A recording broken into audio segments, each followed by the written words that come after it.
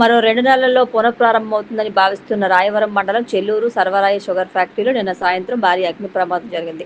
ఫ్యాక్టరీలో spirit cooling ట్యాంకులకు welding పనులు చేస్తుండగా షార్ట్ సర్క్యూట్ వల్ల ఈ ప్రమాదం సంభవించినట్లు భావిస్తున్నారు. నిప్పురవ్వలు ఎగిసిపడి మంటలు చెలరేగడంతో స్థానికులు భయాందోళనకు గురయ్యారు.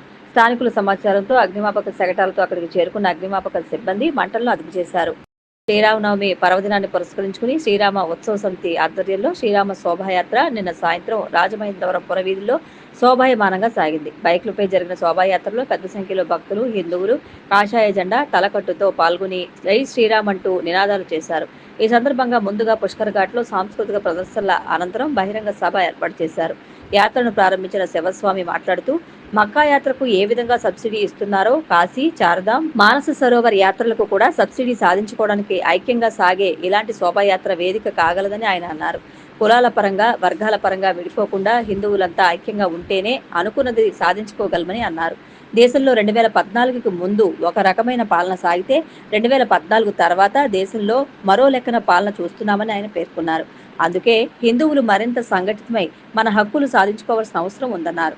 స్వాతంత్రం వచ్చినప్పుడు మన దేశ జనాభా 30 కోట్లు ఉంటే పశు సంపద 48 కోట్లు ఉండేదని, ఇప్పుడు దేశ జనాభా 145 కోట్లు ఉంటే పశు సంపద 20 కోట్లకు పడిపోయిందని ఆయన విచారం వ్యక్తం చేశారు.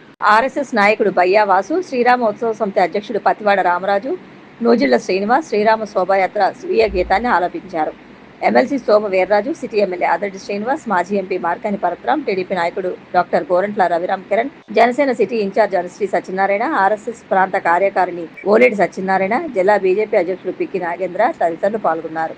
రాజమహేంద్రవరం జాంపేట ఏఆర్ పోలీసులోని శ్రీ కోదండ సీతారాముల ఆలయంలో జరిగిన శ్రీ కోదండ సీతారాముల వారి దివ్య కళ్యాణ మహోత్సవంలో తూర్పుగోదావరి ఎస్పీ డి నరసింహకిషోర్ సతీ సమేతంగా పాల్గొన్నారు.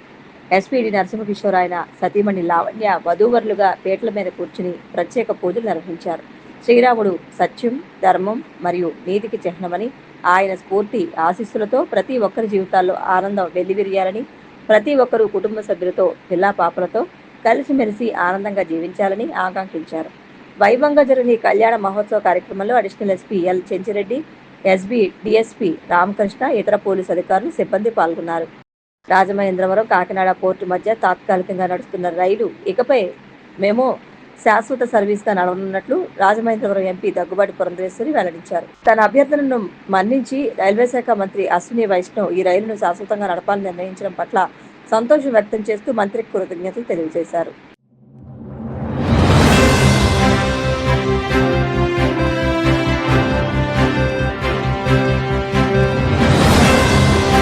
నమస్కారం. సిసిసి డిజిటల్ 230 PM న్యూస్కు స్వాగతం. ముందుగా ముఖ్యాంశాలు. నెల్లూరు 8వ డివిజన్లో శ్రీ పొట్టి శ్రీరాములు పార్కును ప్రారంభించిన మంత్రి నారాయణ ప్రజలకు మెరుగైన సేవలను అందించేందుకు కృషి చేస్తున్నామని వెల్లడి.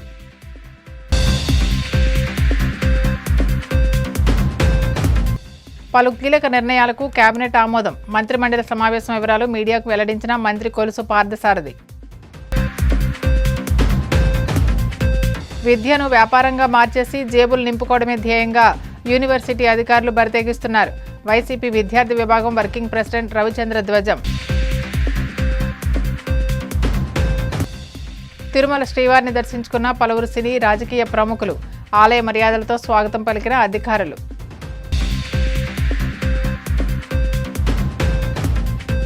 నెల్లూరు 8వ డివిజన్లోని శ్రీ పొట్టి శ్రీరాములు పార్కును మంత్రి పొంగూరు నారాయణ ప్రారంభించారు. సందర్భంగా ఆయన మాట్లాడుతూ ప్రజలకు మెరుగైన సేవలను అందించేందుకు కృషి చేస్తున్నామని అన్నారు. ప్రజలకు ఆహ్లాదభరితమైన వాతావరణంలో ఉల్లాసంగా గడిపేలా పార్కును అభివృద్ధి చేశామని చెప్పుకొచ్చారు.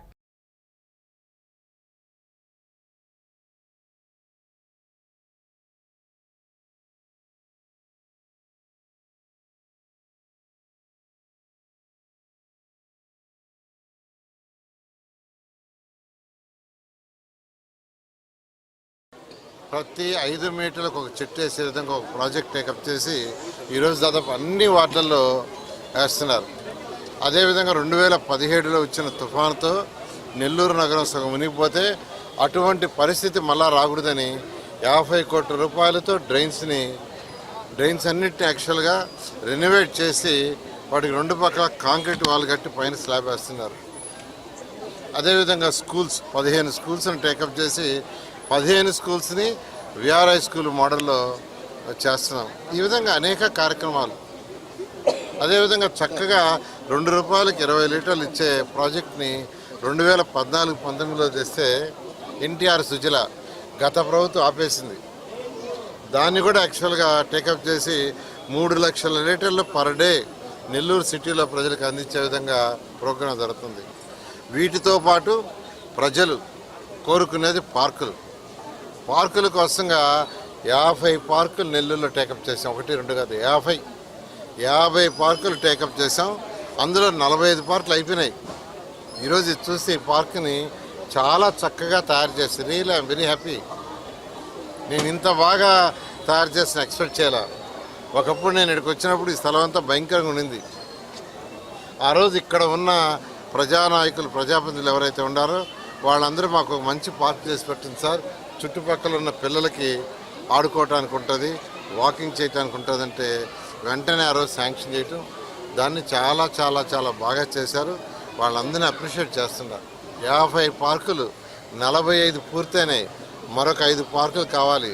అందులో ఒక పార్కుని అడ్వెంచర్ పార్క్గా ట్రై చేయాలని, ఒక పార్కుని వాటర్ స్పోర్ట్స్ పెన్నా నది పక్కన ఉండే ఏదైతే పార్క్ ఉందో రంగనాయకులపేట పక్కన ఆ పార్కుని వాటర్ స్పోర్ట్స్ గాను, అదేవిధంగా ఇప్పుడు డంప్ యార్డ్ తీసేసి దాన్ని యాక్చువల్గా ఏంటంటే అడ్వెంచర్ పార్క్ గాను చేయటానికి యాక్చువల్గా కన్సల్టెంట్కి ఇచ్చాను. వాళ్ళు వర్క్ చేస్తున్నారు. అది పూర్తి అయిపోతే సిటీకి ఒక అడ్వెంచర్ పార్క్ పిల్లలు ఆడుకోవటానికి, ఎంజాయ్ చేయడానికి, అదేవిధంగా వాటర్ స్పోర్ట్స్ చేయడానికి కూడా వస్తుంది.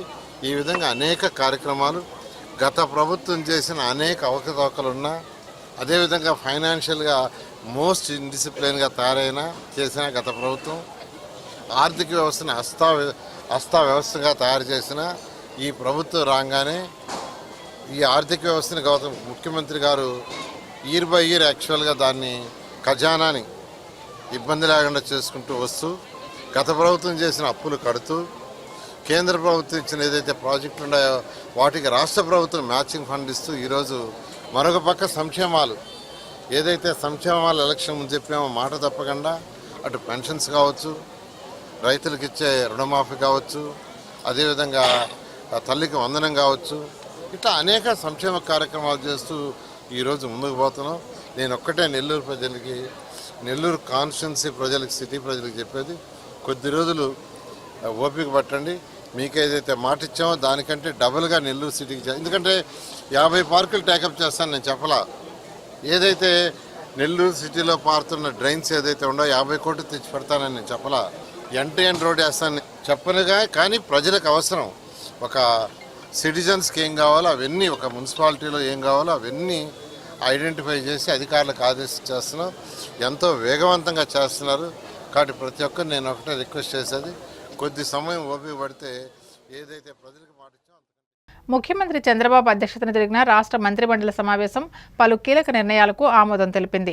రాష్ట్ర అభివృద్ధి, ప్రజా సంక్షేమం, పరిపాలనా సంస్కరణల లక్ష్యంగా సుదీర్ఘంగా చర్చించి అనేక అంశాలను ఆమోదించారు.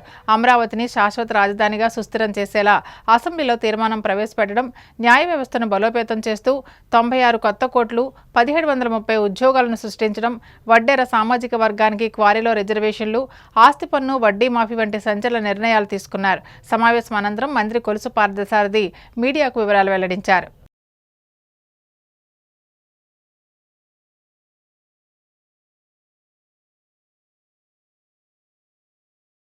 మొట్టమొదటిగా గుంటూరు జిల్లా నీరుకొండలో ఎస్ఆర్ఎం యూనివర్సిటీలో అడ్మినిస్ట్రేటివ్ బిల్డింగ్స్ 60 మీటర్ల ఎత్తు వరకు నిర్మించుకోవటానికి అనుమతి ఇవ్వడానికి మంత్రిమండలి ఆమోదం తెలిపింది. ఏపీ ఫైర్ సర్వీసెస్ చట్ట ప్రకారం నిపుణుల కమిటీ సిఫార్సు చేసిన అగ్ని మరియు జీవభద్రతా చర్యలన్నింటినీ తప్పనిసరిగా పాటించాలని నిర్దేశించారు. ఇది యాక్చువల్గా నేషనల్ బిల్డింగ్ కోడ్ ప్రకారం 30 మీటర్ల ఎత్తు వరకే పర్మిషన్ ఉంటుంది.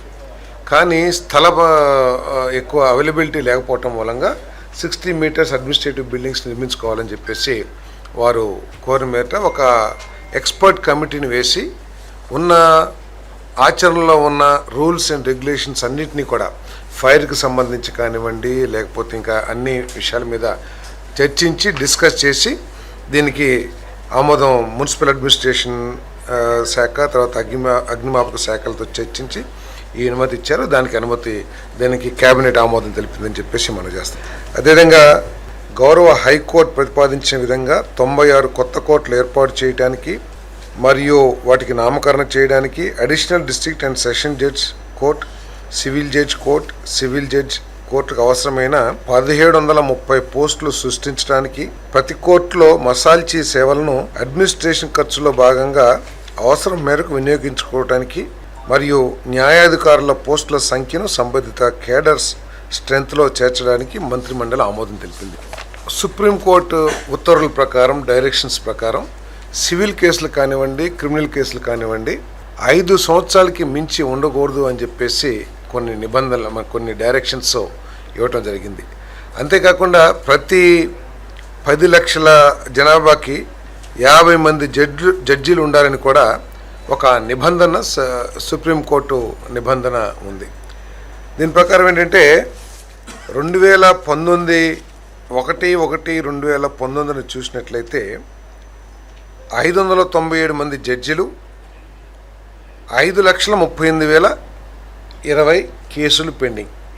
అంటే కేసులు పెరుగుదలకి అదేవిధంగా జడ్జిలు నియామకానికి సంబంధం లేకుండా ఉంటుంది అనే విషయాన్ని కూడా దృష్టిలో పెట్టుకుని మరి హైకోర్టు రికమెండేషన్స్ ప్రకారం మరి ఈ 96 కోర్ట్స్ని ఏర్పాటు చేయడానికి, అదేవిధంగా దానికి కావాల్సిన 1730 స్టాఫ్ను కూడా శాంక్షన్ చేయడం జరిగిందని చెప్పేసి మనం చేస్తాను. పరిశ్రమలు అండ్ వాణిజ్యం, వడ్డెర సంఘాలకు క్వారీ లీజులు ప్రాధాన్య ఎంపిక ప్రాతిపదికన కేటాయించడానికి మరియు ప్రీమియం మొత్తం మరియు సీనరేజ్ ఫీజులో 50% రాయితీ ఇవ్వడానికి ప్రతిపాదిత మార్గదర్శకాలకు మంత్రిమండలి ఆమోదం తెలిపింది. మీ అందరికీ తెలిసిందే, తెలుగుదేశం కూటమి ప్రభుత్వం అధికారంలోకి వచ్చినప్పటి నుంచి కూడా రాష్ట్రంలోని బలహీన వర్గాలకి అనేక రాయితీలు ఇచ్చి వారి వృత్తుల్ని అభివృద్ధి చేయడానికి కానీ ఎంకరేజ్ చేయడానికి కానీ ప్రయత్నం చేస్తూ ఉంది. దాంట్లో భాగంగానే నాయ బ్రాహ్మణులకి 10,000 నుంచి గౌరవ వేతనాన్ని 25,000కు పెంచడం కానివ్వండి, మత్స్యకారులకి వేట నిషేధిత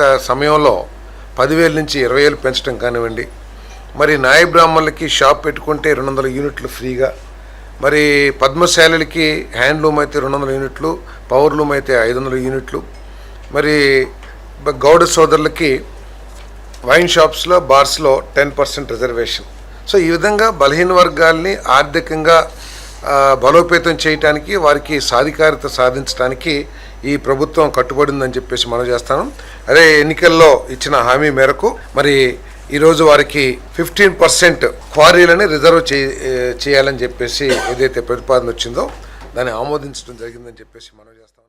ఆచార్య నాగార్జున యూనివర్సిటీలో బీఈడీ ప్రాక్టికల్స్ పరీక్షల పేరిట దాదాపు 5 కోట్ల విద్యా వ్యాపారం జరిగిందని, దీనిపై విచారణ జరిపి అందుకు కారకులైన వారిపై తక్షణం చర్యలు తీసుకోవాలని వైసీపీ విద్యార్థి విభాగం వర్కింగ్ ప్రెసిడెంట్ ఏ రవిచంద్ర డిమాండ్ చేశారు. తాడేపల్లిలోని పార్టీ కేంద్ర కార్యాలయంలో ఆయన మీడియాతో మాట్లాడుతూ ఏఎన్యూ పరిధిలోని 60కి పైగా కళాశాలల్లో ఒక్కో విద్యార్థి నుంచి కనీసం 12,000 చొప్పున ఒక్కో కాలేజీ దాదాపు 15 లక్షల వరకు వసూలు చేసిందని చెప్పారు. ఈ అక్రమ వ్యవహారానికి సంబంధించి యూనివర్సిటీ బీఈడీ పరీక్షల కోఆర్డినేటర్ సుబ్బారావుపై ఆరోపణలు వినిపిస్తున్నాయని అన్నారు. నుంచి డబ్బులు వసూలు చేసి పిల్లలకి ప్రాక్టికల్ మార్క్స్ యథేచ్ఛగా వేస్తున్నారనే ఆరోపణలు ఉన్నాయి. పెద్ద ఎత్తున పత్రికల్లో కూడా ఈ రోజు రావడం జరిగింది. దీనిపైన ప్రభుత్వం పూర్తి స్థాయి విచారణ జరపాలని మా వైఎస్ఆర్ కాంగ్రెస్ పార్టీ విద్యార్థి విభాగం తరపున ఈ ప్రభుత్వాన్ని మేము ప్రశ్నిస్తా ఉన్నాం. ముందు నుంచి గతంలో కూడా గత విద్యా సంవత్సరంలో కూడా నాగార్జున యూనివర్సిటీ పరిధిలో బీఈడీ పరీక్షలు జరిగితే పరీక్షల్లో పెద్ద ఎత్తున అవినీతి అక్రమాలు జరిగాయి. డబ్బులు తీసుకొని పరీక్షల పత్రాలని, ప్రశ్న పత్రాలని వాల్యుయేషన్ చేసి పిల్లలకి మార్కులు వేశారు. దీనివల్ల ఎవరైతే మెరిట్ స్టూడెంట్స్ ఉన్నారు, మెరిట్ స్టూడెంట్స్ తీవ్రంగా నష్టపోయారని గతంలో నాగార్జున యూనివర్సిటీ ఇన్ఛార్జ్ వీసీకి మేము ఒక కంప్లైంట్ కూడా చేశాం. ఒక వినతి పత్రం కూడా మా వైఎస్ఆర్ కాంగ్రెస్ పార్టీ విద్యార్థి విభాగం ఆచార్య వీసీ ఎవరైతే ఉన్నారో గంగాధర్ రావు గారికి మేము ఒక మెమోరాండం ఇచ్చాం. దాని ఆధారంగా వాళ్ళు ఏం చెప్పారంటే, మేము ఇప్పటికే 3-man కమిటీ వేసాం, 3గురితో ఒక కమిటీ వేసాం. ఆ కమిటీ ఆధారంగా, ఆ కమిటీ ఇచ్చే నివేదిక ఆధారంగా మేము చర్యలు తీసుకుంటామని గంగాధర్ రావు గారు మాకు స్పష్టంగా హామీ ఇచ్చారు. మేము గంగాధర్ రావు గారిని, వీసీ గారిని ఒకటే డిమాండ్ చేస్తాం, చేస్తా ఉన్నాం, ప్రశ్నిస్తా ఉన్నాం. మీరు ముగ్గురుతో వేసిన కమిటీ నివేదిక ఏమైంది? ఆ నివేదికలో ఏమొచ్చింది? ఆ నివేదిక ఆధారంగా మీరు ఏం చర్యలు తీసుకున్నారని మేము ప్రశ్నిస్తా ఉన్నాం. ఆ నివేదిక ఆధారంగా చర్యలు తీసుకుని ఉంటే ఈ రోజు మార్చి 10 నుంచి 2026 మార్చి 10 నుంచి మార్చి 26వ తారీఖు వరకు జరిగిన బిఈడి ప్రాక్టికల్స్ యథేచ్ఛగా డబ్బులు పెట్టి మార్క్స్ ని కొనుక్కునే అవకాశం లేకుండా నిర్దిష్టమైన చర్యలు తీసుకునే వాళ్ళు. అలా జరగలేదు కాబట్టి ఆ 3 మెన్ కమిటీ ఆధారంగా మీరు ఏ చర్యలు తీసుకోలేదు కాబట్టి నాగార్జున యూనివర్సిటీలో ఈ రోజు ప్రాక్టికల్స్ లో నాగార్జున యూనివర్సిటీ పరిధిలో సుమారు ఒక 60 బిఈడి కాలేజీలు ఉన్నాయి. ఈ 60 బిఈడి కాలేజీలో ప్రైవేట్ బిఈడి కాలేజీలు, ఆ ప్రైవేట్ బిఈడి కాలేజీలో కూడా అధికార పార్టీకి సంబంధించిన బిఈడి కాలేజీ యాజమాన్యాలు ఎవరైతే ఉన్నారో వాళ్ళు సిండికేట్ గా మారి విద్యార్థుల దగ్గర నుంచి డబ్బులు వసూలు చేసి ఒక్కొక్క బిఈడి కాలేజీ నుంచి 15 నుంచి 20 లక్షల వరకు డబ్బులు వసూలు చేసి పిల్లల దగ్గర వసూలు చేసి వాళ్ళు సిండికేట్ గా మారి ఈ సిండికేట్ గా కాలేజీ యాజమాన్యాలను మార్చడంలో అధికార పార్టీకి సంబంధించిన బిఈడి కాలేజీ యాజమాన్యాలు ఎవరైతే ఉన్నారో వాళ్ళే ప్రధానమైన చొరవ తీసుకొని మిగతా కాలేజీలందరినీ కోఆర్డినేట్ చేసి ఆ కాలేజీ నుంచి డబ్బులు తీసుకొని దాని ద్వారా యూనివర్సిటీలో ఉన్న కోఆర్డినేటర్ కి డబ్బులు ఇచ్చి ఒక్కో ప్రశ్న పత్రానికి, ఒక్కో పేపర్ కి, ఒక్కో సబ్జెక్ట్ కి 10,000 రూపాయలు విద్యార్థుల దగ్గర నుంచి వసూలు చేసి సుమారు 20 లక్షల రూపాయలు ఒక్కో కాలేజీ నుంచి వసూలు చేసి మొత్తం ఈ దందా నిర్వహించారు. ఈ దందా వెనక సుమారు 5 నుంచి 7 కోట్ల రూపాయల వ్యాపారం జరిగింది. ఓన్లీ బిఈడి కళాశాల ప్రాక్టికల్స్ ద్వారా మాత్రమే ఈ దందా జరిగింది. 5 నుంచి 7 కోట్ల రూపాయలు చేతులు మారాయనే ఆరోపణలు వస్తా ఉన్నాయి. పత్రికల్లో, టీవీల్లో కథనాలు వస్తా ఉన్నాయి. ప్రభుత్వం ఇకనైనా స్పందించాలి. బిఈడి కళాశాలలు మన ఆంధ్రప్రదేశే కాదు, తెలంగాణ, ఒడిస్సా, అస్సాం, మిజోరాం, వెస్ట్ బెంగాల్ నుంచి కూడా పిల్లలు వచ్చి ఇక్కడ పరీక్షలు రాశారు. సుమారు 7,000 మంది పరీక్షలు రాయాలంటే అందులో 5,500 మంది ఇతర రాష్ట్రాల నుంచి వచ్చి ఇక్కడ పరీక్షలు రాశారు. ఆ పరీక్షలు రాసే విద్యార్థులు ఎవరైతే ఉన్నారో వాళ్ళ దగ్గర నుంచి డబ్బులు వసూలు చేసి ఒక్కో పేపర్ కి 10,000 రూపాయలు వసూలు చేసి కోఆర్డినేటర్ ఈ రోజు మొత్తం ఒక దందా నిర్వహించాడు. దీనిపైన ప్రభుత్వం తక్షణమే స్పందించాలని మేము డిమాండ్ చేస్తా ఉన్నాం. ఎందుకంటే ఈ రోజు విద్యాశాఖ మంత్రి నారా లోకేష్ గారు విద్యా సంస్థల్లో పెద్ద ఎత్తున అక్రమాలు జరుగుతా ఉన్నాయి. నాగార్జున యూనివర్సిటీలో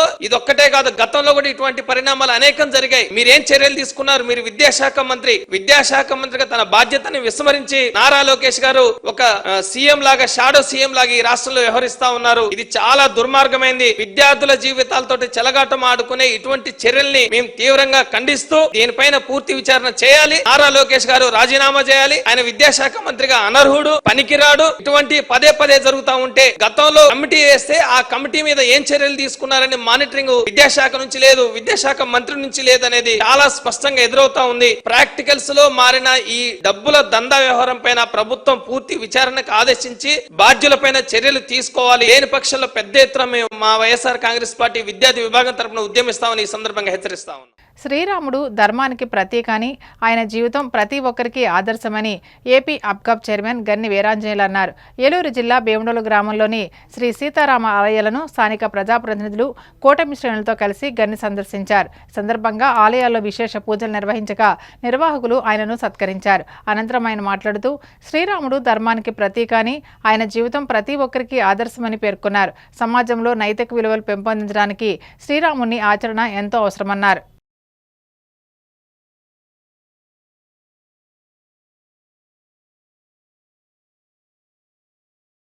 సమాజాన్ని అంతటికీ కూడా ఇష్టదైనటువంటి రాములూరు కళ్యాణం ఈ రాష్ట్రంలో ఏం కాదు, దేశంలో ఏం కాదు, ప్రపంచంలో తెలుగు వాళ్ళు ఎక్కడున్నా సరే రాములూరు కళ్యాణం మరి ఇష్టంగా భావించి బ్రహ్మాండంగా మరి రాముల వారి సీతాదేవి యొక్క కళ్యాణాన్ని జరిపించుకోవడమే కాకుండా ఈ పంటలందరికీ కూడా ప్రధానమైనటువంటి యొక్క ఆంధ్రప్రదేశ్ లో గాని, తెలంగాణలో గాని, మరి మిగతా తెలుగు ప్రాంతాలు ఎక్కడ ఉన్నాయో అక్కడ కూడా హిందూ సమాజం, ఒక తెలుగు ప్రాంతమే కాదు హిందూ సమాజం ఎక్కడైతే ఉందో అక్కడంతా కూడా మరి రాముల వారి యొక్క కళ్యాణాన్ని, శ్రీరామనవమి మరి జరుపుకున్నటువంటి సందర్భంలో మరి ఈ రోజు మా భీమడోలు గ్రామంలో వేచేసినటువంటి రాముల వారి మరి ఆలయాలన్నీ కూడా సందర్శించడమే కాకుండా ఆ దేవదేవుని యొక్క ఆశీస్సులు మనందరి మీద ఉండాలని చెప్పి, మనందరం కూడా రైతు కుటుంబాల నుంచి వచ్చినటువంటి వ్యక్తులు కాబట్టి రైతు కుటుంబాలు గాని, ఉద్యోగస్తులు గాని, వ్యాపారస్తులు గాని, విద్యార్థులు గాని, ఈ సమాజంలో ఎవరు ఏ పని అయితే చేస్తానో వారందరికీ కూడా ఈ సీతారామ మరి కళ్యాణం ద్వారా ఆయన ఆశీస్సులు మెండుగా ఉండాలని, మన కుటుంబాలన్నీ కూడా సుఖ సంతోషాలుగా ఉండాలని చెప్పి ఆ మరి రాముల వారి ఆశీస్సులు మనందరి మీద ఉండాలని చెప్పి రాష్ట్ర ప్రజలందరికీ, ముఖ్యంగా మన నియోజకవర్గ ప్రజలందరికీ కూడా శ్రీరామనవమి శుభాకాంక్షలు తెలియజేస్తాం.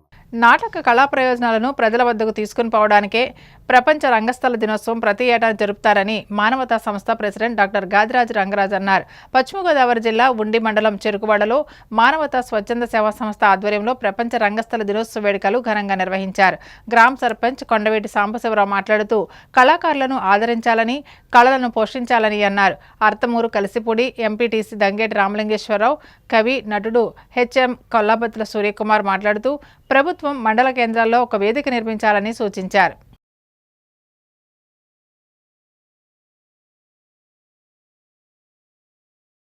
మన సిరికోడ గ్రామంలో రిటైర్ హెచ్ఎం గారు అయినటువంటి మన రంగరాజు మాస్టర్ ఆయన అవన్నీ చెప్పుకోలేని అవార్డులు సాధించారు. ఆయన నాటక రంగంలో కానీ ఇతర ఈ కవిగా కానీ ఇంకా ఒక విలేకరిగా కూడా అనేక గుర్తింపుగా అన్నిట్లో కూడా ఆయన ఈ కార్యక్రమాలు చేసుకొచ్చారు.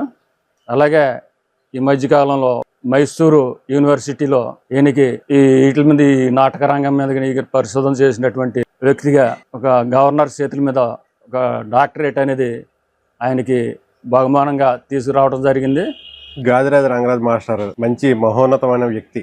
ఆయన అడుగు పెట్టలేని రంగం అంటూ ఏం లేదు. కార్టూనిస్టుగా, కవిగా, రచయితగా, జర్నలిస్ట్గా, ఉపాధ్యాయుడిగా ఏ రంగమైనా సరే ఆయనకి చాలా ఈజీగా అడుగు పెడతారు. దానికి పూర్తి న్యాయం చేస్తారు. ఇక్కడ చూసినట్టయితే మానవతా సేవా సంస్థ దానికి కూడా నిర్విరామంగా కృషి చేస్తూనే ఉన్నారు. మరి ఈ రోజు ప్రపంచ రంగస్థల దినోత్సవం కాబట్టి ఈ మధ్యలో బెంగళూరు నుంచి మాస్టర్ పిహెచ్డి పట్టా తీసుకోవడం జరిగింది. బెంగళూరు యూనివర్సిటీ నుంచి నాటక రంగం మీద పరిశోధన చేసి పిహెచ్డి పట్టా తీసుకోవడం జరిగింది. మరి అది చేయడానికి చాలా కష్టపడ్డారు. అవిశ్రాంతంగా రాత్రి పగలు కష్టపడి అంత పుస్తకాన్ని తయారు చేయడం జరిగింది. ఈ పుస్తకం సామాన్యంగా నాటక రంగం ఎప్పటి నుంచి వచ్చిందనే దాని నుంచి ఇప్పుడున్న పరిస్థితుల వరకు కూలంకషంగా విషయాలు సేకరించి చాలా చక్కటి గ్రంథాన్ని యూనివర్సిటీకి సమర్పించడం జరిగింది. మరి ఆ సందర్భంగా గురువు గారు రామనాథం గారు ఇచ్చినటువంటి ప్రశంసలు కూడా చాలా గొప్పవి.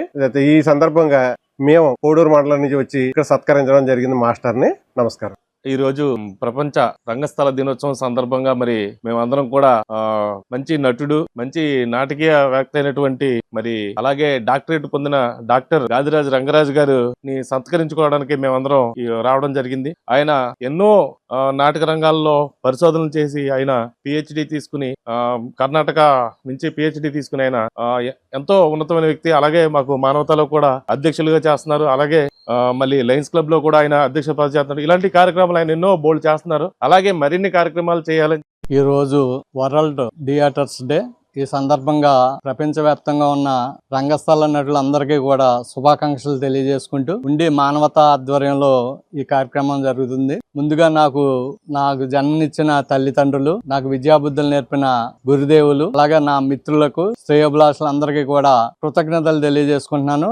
మా గురువు గారు రామనాథం నాయుడు గారు, ఆయన ఆధ్వర్యంలో పశ్చిమ గోదావరి జిల్లా నాటకరంగ వికాసం అనే పరిశోధన చేశాను.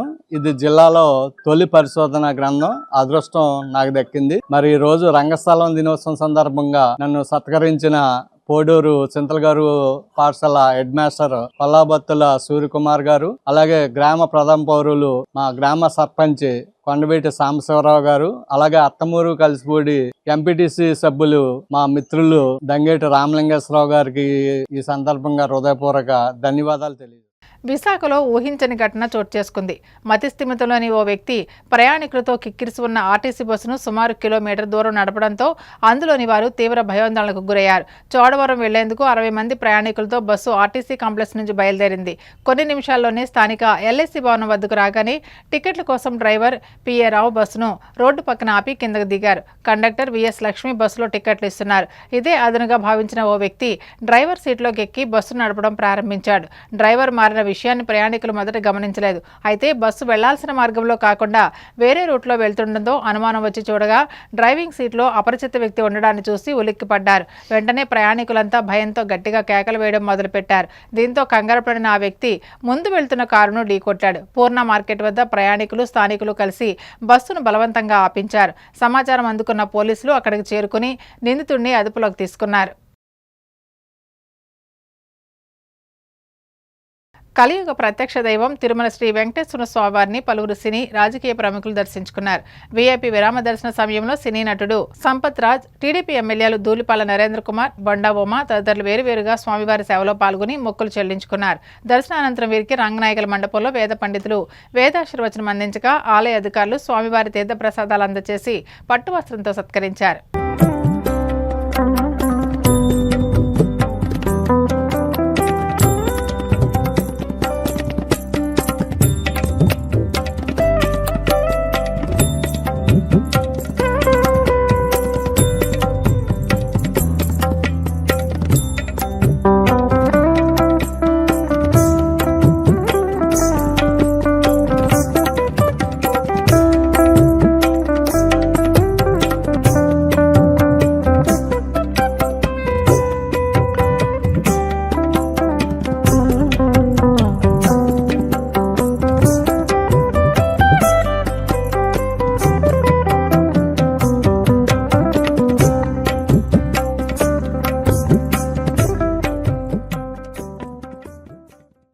వార్తలు ముగించే ముందు ముఖ్యాంశాలు మరోసారి. నెల్లూరు 8వ డివిజన్లో శ్రీ పొట్టి శ్రీరాములు పార్కును ప్రారంభించిన మంత్రి నారాయణ. ప్రజలకు మెరుగైన సేవలను అందించేందుకు కృషి చేస్తున్నామని వెల్లడి.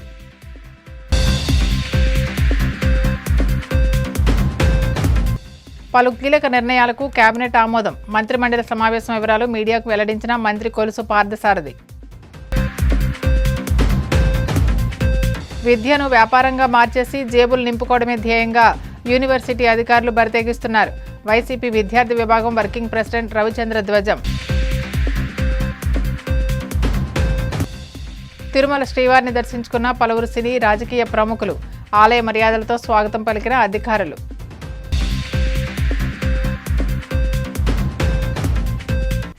సమాప్తం. నమస్కారం.